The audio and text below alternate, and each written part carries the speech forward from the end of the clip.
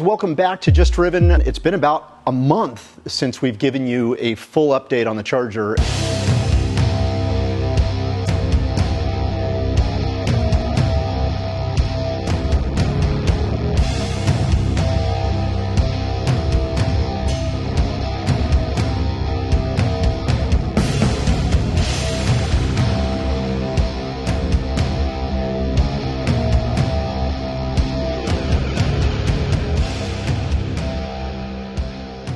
The last video showed it over at the body shop in primer and Joe perfecting the body and putting all of the effort into aligning the panels and just really trying to make this car, being that it's black, it's got to be laser straight. As you can see, it absolutely looks amazing. I'm so thrilled. A B-body Mopar is such a big car, and you know, those quarter panels are huge, these fenders are huge. The amount of blocking and work that went into perfecting this to look down the sides and seeing no little ripples in it was just an extensive amount of work, and you know, it takes a lot of extra work to make it perfect, and I feel like we achieved that.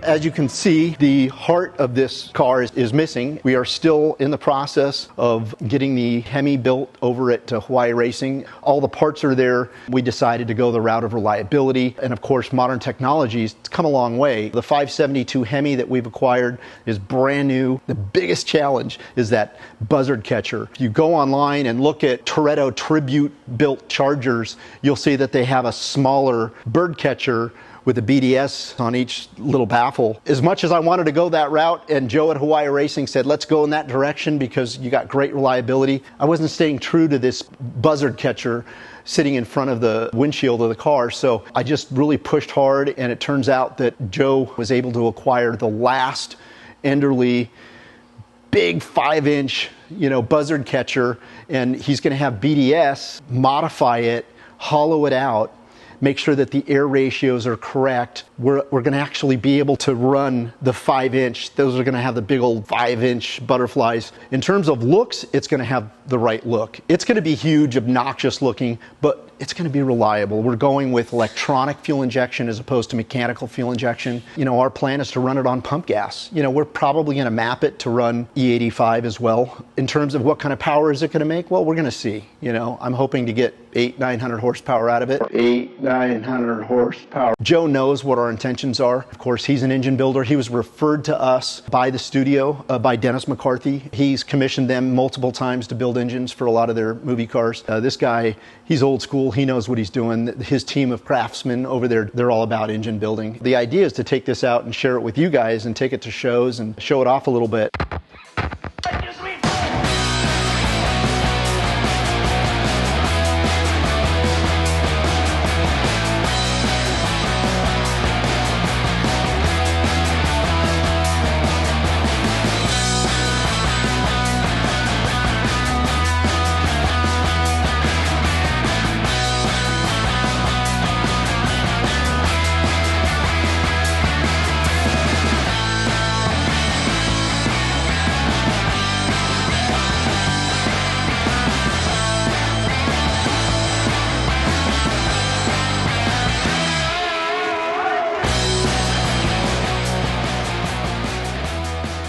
There were multiple Chargers used in the filming of the first movie, and each Charger was a little different. They had to make several variations of it because it was going to do a wheelie in one scene. It was going to flip over a truck and land upside down and back on its wheels in another scene. And then, of course, the chase scenes it was involved in. What we ended up doing, and what I decided to do, is that towards the end of the movie, when they came around the corner and Dom is at the light and Brian comes up next to him to his left, that's the car at the beginning of that scene that we're replicating. We ended up replacing the bumpers. The grill is the original grill that we acquired with the car. You know, this car started out as a really clean 1970 Charger. Throughout the movie, the first movie, the headlights are exposed. This is going to be fully functional. I'm going to install a switch on this, so we could bring these down if we want to, but I'm going to have it set up to where they stay up by a flip of a switch. You know, we have the hood off right now. We have not made any cuts to the hood, and the reason for that is because we're waiting to do the final engine installation where it has the blower, it has the buzzard catcher on it, and then once we know exactly how that's going to fit, we'll make those cuts to the hood and make provisions for that. The reason why we haven't ordered or acquired the wheels yet is because we were waiting for the rear differential. We've actually ordered a new Curry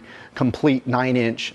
Actually, you can take a peek at it right here. This arrived, I believe, last week, and as you can see, it comes complete with Wilwood disc brakes. Pretty excited about that. Once that gets fitted to the car, we'll be able to space out what the wheels need to be in terms of offset, because we want the fitment to be perfect. The Charger emblem, it's not supposed to have a Charger emblem. This is actually going to come off. There was some confusion about us filling the holes, because we have the 68 Charger. If you check out our Bullet series, Bite the Bullet series, we have a 68 Charger build going on, and there was some confusion about which car was getting the holes filled in it or not. So we are going to remove these and fill the holes. It is not going to have the Charger emblem on it. So the back of this car was a little bit of a challenge. In our previous video, you heard me talk to the fact that we ended up having to fill the holes because in a 70, they came with several different options, but one of the most common options was to have this entire rear molding back here. So we filled all the holes to delete that rear body molding. We put 1970 taillights in it. So if you look at the back end of this car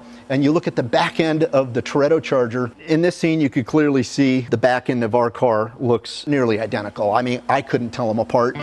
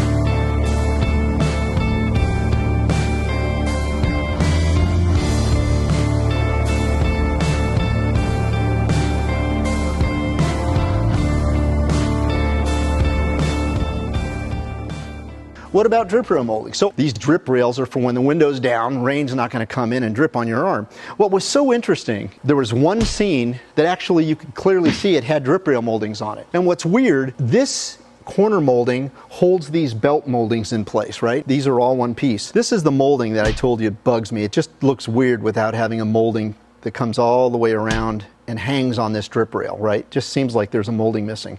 In all the other scenes, it just looked weird that this chrome molding ended right here. It drove me crazy. So screw it. We're going to go with full drip rail moldings. It looks the best. It will make up for this little corner piece just stopping on its own. Also make note of the fact that this is a single bar roll cage on this side. The wheelie car and of course the jump car, this was double. We're going to have Richard over at B-Side Fabrication build the entire roll cage for this car, but this is the roll cage that we're going to replicate. And what we've kind of decided to do is when we get to the roll cage stage, the plan is we're going to sand it, scuff it, make it really pretty, and then we're going to clear over it. So we're not going to chrome it because this wasn't chromed. It looked like it was just brushed stainless.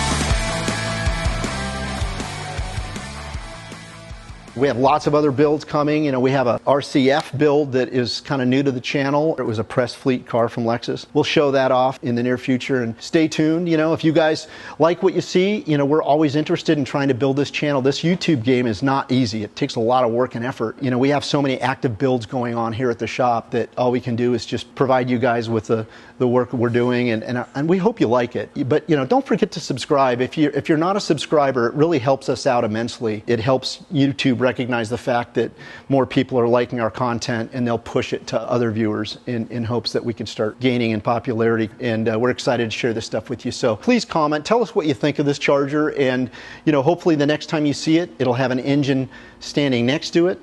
Maybe it'll be in. We're not sure, but stay tuned. More to follow. Thanks.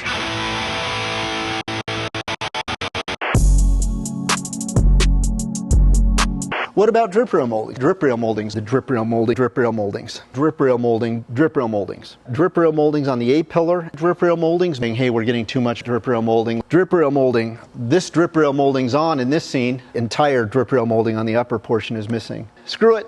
We're going to go with full drip rail moldings. The reason why I'm showing you this, you guys, is because this is my life in building this car.